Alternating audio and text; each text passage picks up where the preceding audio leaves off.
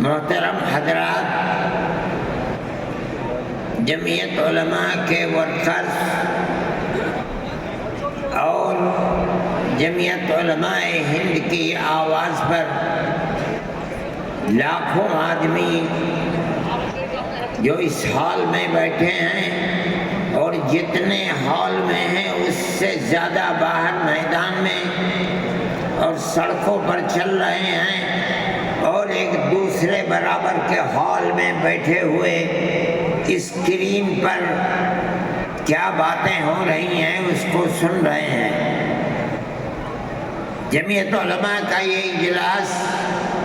مختلف ان مسائل کے سلسلے میں ہوا ہے جو براہ راست مسلمان اور اسلام پر چوٹ دے رہے ہیں اور ملک کا موجودہ فرقہ پرست ذہنیت برابر جو کچھ کر سکتا ہے وہ ذہنیت کر رہی ہے، لیکن اس وقت سب سے بڑا مسئلہ دیکھ لو تو یار وقف ترمیمی بل کا ہے۔ میرا یہ جی چاہتا تھا کہ اس سلسلے میں حکومت جن بیساکھیوں پر چل رہی ہے، مہربانی ہوگی، بہار اور چندرا بابو نائیڈو، میں ان کو دعوت دوں اور وہ جمعیت علماء ہند کی دعوت کو قبول کریں۔ مسلمانوں کے جذبات اس مسئلے سے کتنا جڑے ہوئے ہیں وہ اپنے بنگلوں میں، بالا خانوں میں اور اسمبلی کے ہالوں میں بیٹھ کر کبھی نہیں سمجھ سکتے۔ اگر وہ عبرت اور نصیحت لے سکتے ہیں تو آج مسلمانوں کا یہ جم غفیر انہیں بتا سکتا ہے کہ وقف ترمیمی بل اور جو حالات ملک میں پیش آ رہے ہیں، مسلمان کا دل و دماغ کیا سوچ رہا ہے اور کس طرح ان حالات کو اپنی آنکھوں سے دیکھ رہا ہے، مگر یہ بات نہیں ہو سکی۔ پھر بھی میں نائیڈو جی کا شکریہ ادا کرتا ہوں، اور اس لیے کہ بی جے پی حکومت اصل یہ ہے کہ ملک میں ملک کے بسنے والوں نے ہرا دیا اس کو، ان حالات کو ملک نے قبول نہیں کیا، لیکن اپنے دو اتحادیوں کی بیساکھی کے اوپر بی جے پی گورنمنٹ بیٹھی ہے۔ ان میں بڑی مضبوط بیساکھی چندرا بابو کی ہے اور ایک بہار کے اندر ہے۔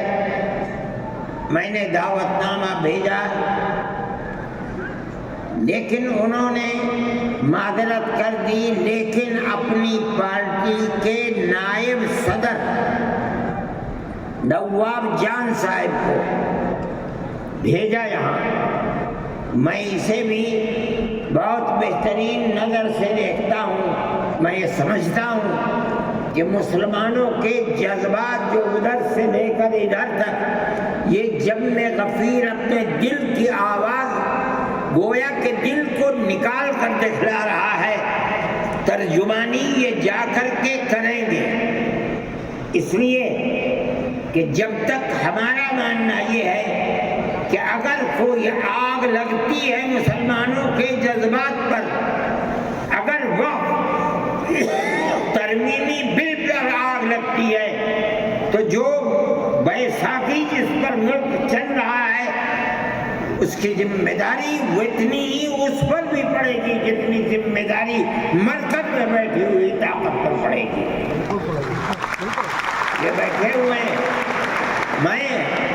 ان کی تشریف آوری پر شکریہ ادا کرتا ہوں، اور میں سمجھتا ہوں کہ مسلمان کے یہ جذبات وہاں تک پہنچیں گے، اور جمعیت علماء نے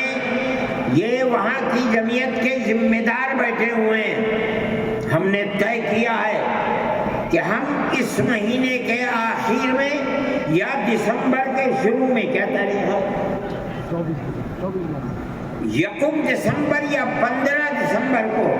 ہم وہاں بھی جمعیت علماء کی طرف سے کڑپا میں جو چندرا بابو نائیڈو کا وطن ہے، ہم وہاں انشاءاللہ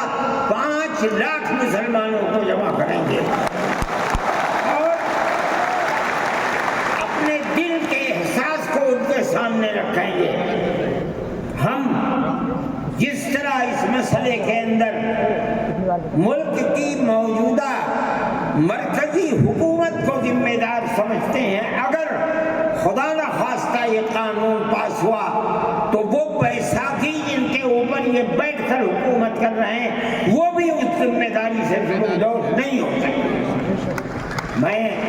اپنے ان جذبات کے ساتھ نواب جان صاحب کا خیر مقدم کرتا ہوں۔ یہ نائیڈو جی کے نائب ہی سمجھیے، ان کی پارٹی کے نائب ہیں، اور مولانا خالد صاحب مسلم پرسنل لا بورڈ کے صدر ہیں، مولانا کا تعلق بھی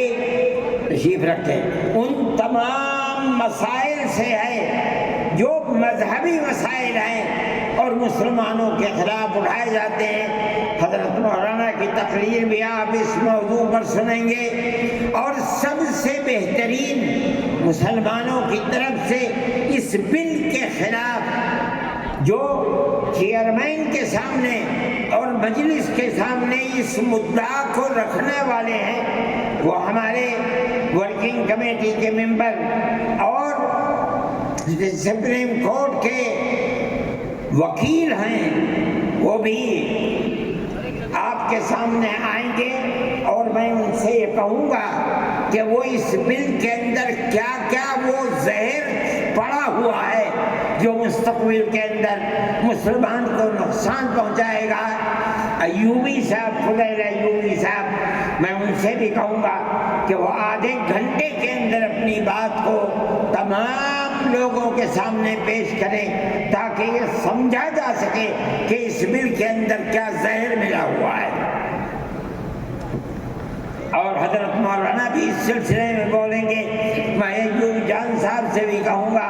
کہ وہ بھی کچھ وقت نکالیں اور پروگرام کے اندر اپنے جذبات کو پیش کریں۔ چلیے چاہیے انشاءاللہ یہ سارے پروگرام بھی ترتیب آپ کے سامنے پیش کیے جائیں گے۔ اب میں اصلاح معاشرے کے موضوع پر خطاب کرنے کے لیے